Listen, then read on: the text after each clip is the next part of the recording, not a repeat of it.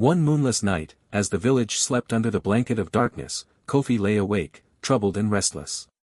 His beautiful wife, Amma, slept peacefully beside him, her face serene under the faint glow of the dying embers in their hut. Kofi's heart pounded with an inexplicable fear, an ominous feeling he could not shake. He silently rose, careful not to wake Amma, and stepped outside to clear his mind. In the stillness of the night, he felt a presence. From the shadows emerged Kwame, his best friend, his expression grave. Kofi's unease deepened. "Kwame, what brings you here at this hour?" he whispered, trying to mask his anxiety.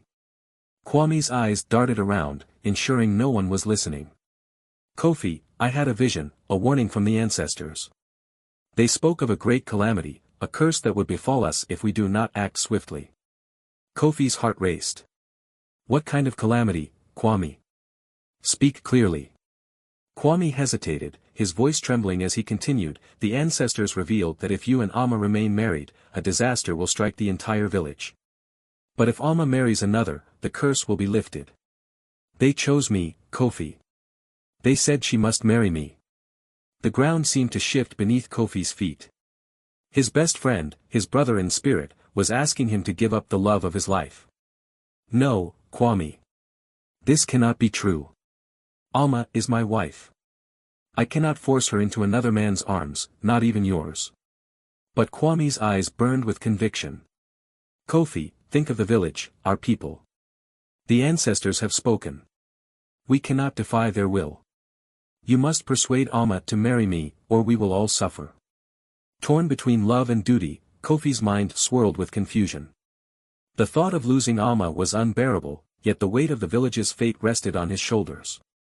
He knew the power of the ancestors' words and the importance of their guidance. The next morning, Kofi approached Amma, his heart heavy with sorrow. He shared Kwame's vision and the dire consequences foretold by the ancestors. Amma's eyes filled with tears, her love for Kofi battling with the duty to her people. She knew she had to make an impossible choice. Days turned into weeks, and the village sensed the tension. Kofi's torment was visible, his spirit broken. Amma's heart ached, torn between two men she cared for deeply. Kwame remained steadfast, knowing the gravity of the situation. Finally, the day came when Amma agreed to the union. The village gathered under the ancient baobab tree, the air thick with anticipation and sadness. As the ceremony began, Kofi stood in the shadows, his eyes wet with unshed tears, watching the love of his life marry his best friend.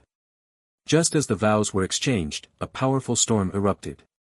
Thunder roared, and lightning split the sky. The villagers cowered, believing the ancestors' wrath had descended. But then, as suddenly as it began, the storm ceased. A rainbow arched across the sky, a sign of peace and renewal.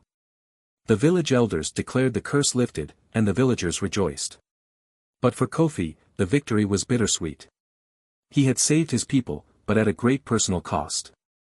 Amma, now Kwame's wife, carried a piece of his heart forever. Years passed, and the village thrived, free from the threat of disaster. Kofi, though lonely, found solace in knowing he had done what was necessary. His sacrifice became legend, a tale of love, duty, and the unbreakable bond of friendship that transcended even the deepest sorrow. And so, under the watchful eyes of the ancestors, life continued in the village, the memory of Kofi's sacrifice a poignant reminder of the lengths one would go to protect those they loved.